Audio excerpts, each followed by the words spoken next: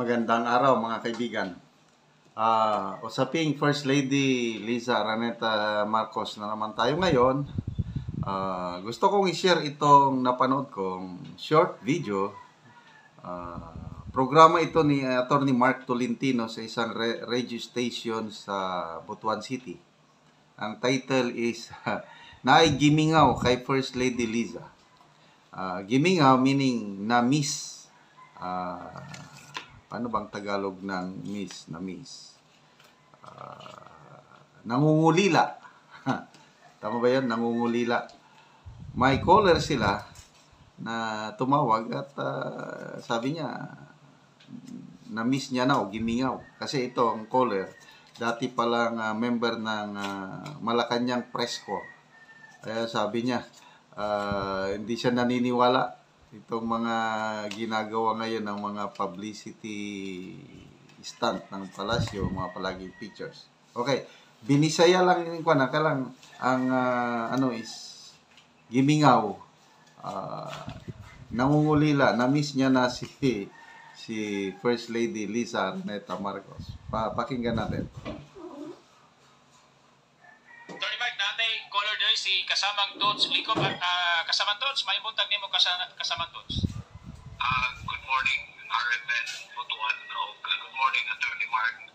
Piling dili na ko interesado anang Amy Marcos ka investigasyon or kanang Duterte nga pag-aresto kaya I strongly believe nga makahuli na nastatay ni kung ang akong interesan karon ay gimingaw ko kang First Lady Gimingaw. Sabi niya, hindi siya interesado sa ginagawang Senate hearing ni Senator Amy Marcos. Hindi rin siya interesado doon kay PRRD case dahil naniniwala siya na makakauwi si PRRD sa Pilipinas. Doon siya interesado sa nagyayari kay First Lady Liza Araneta Marcos. Ganun gimingaw ka. Missions na nanggagas karon nga ultimo ang national o international mainstream media hiluman kayo ni ining sitwasyon karon ang Liza Marcos. Ako lang ipabot kang Liza Marcos at gimingaw na po niya. So, tumawag para lang ipaabot sa First Lady na nangungulila na siya. Gimingaw. Sa atong caller kayo. Na-issue sa naghawa. Hindi ko makakonfirm ang niharap na na-issue ng naghawa na na-hold yun siya sa Amerika. I see. Kasamang Tots? Yeah, na-hold sa siya. Kay doon ay mga allegations na he was present during the death sa isang personality which is related to drugs. Now, once and for all, pag-arpar man si Atty. Claire Castro. Pero ako, familiar mo ko sa activity sa Malacanang Attorney Mark because I was once a member of the Malacanang Press Corps. Dapat to settle the issue once and for all, i-present nila si Liza. Hapon karon wala na nila dito. So, yung sinasabi niya, pag-arpar, yan si Claire Castro, pag-arpar yung sabog.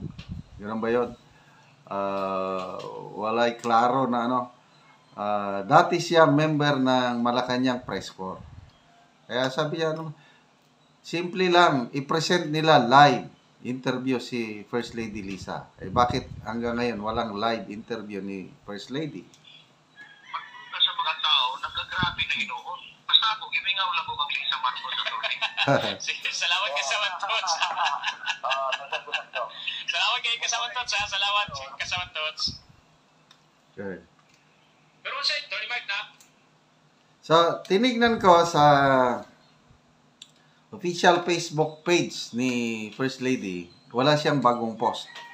Ang post niya kahapon is nandun daw siya sa Teresa Rizal. Kaya lang, binasa ko yung mga comments, yung activity daw sa Teresa Rizal, yung Love for All, last year pa daw yun.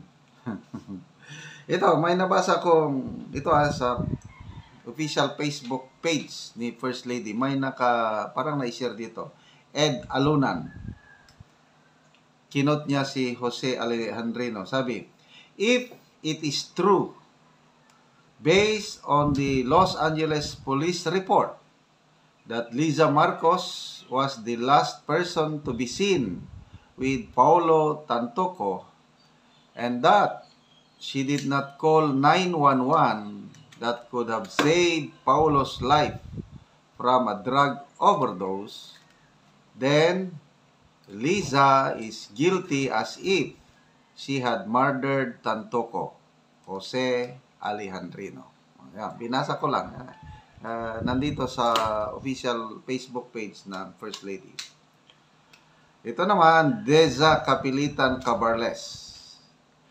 Sabi, I saw a video on YouTube where Liza Marcos was partying, and there's also a part where they were eating at a table with the one who later passed away, the heir of Rustan's Paulo Tantoco.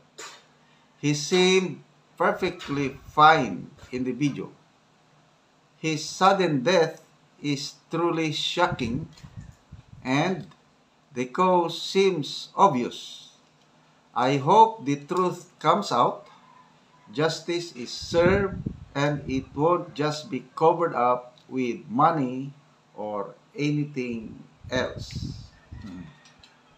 So ito, post ni E.B. Hugalbot. Nandito lahat sa official Facebook page ni First Lady. Where is Liza?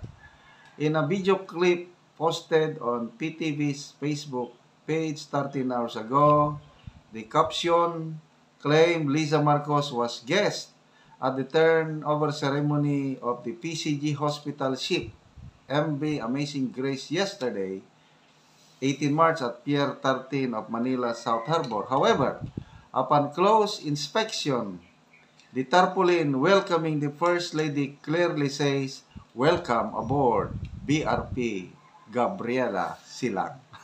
So, nabuking na naman sila dito. Sinasabi nila na MV Amazing Grace, yung barko na parang tinurn over, bakit ang tarpaulin na nakalagay, klarong-klaro, "Welcome aboard BRP Gabriela Silang." Anyway, sana matapos na itong issue na ito, once and for all, panawagan kay Jose Claire Castro, i-present nyo na po si First Lady Liza in a live interview para tumahimik na ang issue na ito. Okay, salamat mga kaibigan sa inyong pag-subaybay sa ating channel. Nakakatulong kayo ng malaki sa Tribong Talandig. Ang sweldo sa channel na ito is pantulong sa tribo. Namimigay tayo ng livelihood assistance, nagpapatanim ng saging lakatan. Kung may tinanim, may aanihin, panoorin nyo ang video na ito. Karon mo na ni ang saging lakatan ni Manoy Boy. Og mga nindot yun kaayo kay tambok ang iyang mga saging ni Manoy Boy nga lakatan. Saging niya. Maayong buntag! May unsa man ka diya? Buno lagi ko, nag-assist ko ni Papa kay tigulang na manggod. Nag-assist ka? Oo. Daruon ta. Oo. Kay diwa. Oo. Tida yun. Oo. So, ginabunuhan siya Oo. para dali mangunod. Oo. Yun dali ta karbes. O, unsa man ang abono? Complete og ammonium. Og Dupos. Dupos. Oo. Oo. Sa upat ka bangag, tagtunga-tunga ka kumkum. Oo. Duha ka kumkum ang upat ka bangag. Oo. Ay dako man imong kumkum. Oo. So mo na ni ang saging lakatan ni Manoy Boy. Makita nga nindot yun kaayo og tubo.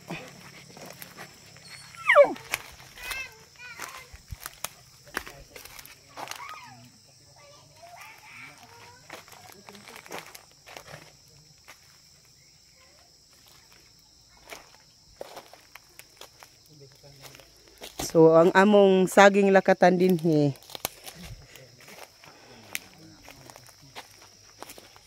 kapin na ni siya 2,000. Makita nga daghan na gyud ni ang among tanom nga lakatan. Og kining iya ni Manoy Boy 180 tanan kapunuan.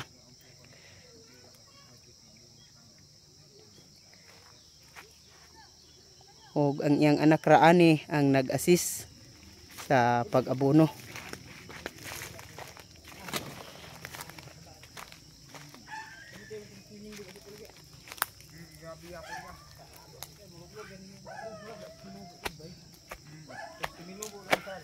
Karon unsa ang imong ika-istorya nga karon naa na tay mga tanom nga lakatan, si ang imong papa si Manoy naa nay mga tanom nga lakatan. Unsa imong ika-istorya sa padayon sa pagtabang, sa pag-abono ug sa pagpananom? Salamat sa Ginoo ug ang nagsuporta aning video. Oo. Padayon og suporta. Oo. Mura na akong gasulti. Oo, nga karon naa na mo'y tanom nga saging lakatan ni Manoy Boy. Ug pohon nga maka-harvest, mahuas na sa kalisod. Kay mahal-mahal man ning saging lakatan. Ug salamat daw sa Ginoo ug sa nagatan-aw sa video sa inyong pagsuporta sa pagpananom ug sa padayon sa pagsuporta sa abono. Salamat and God bless.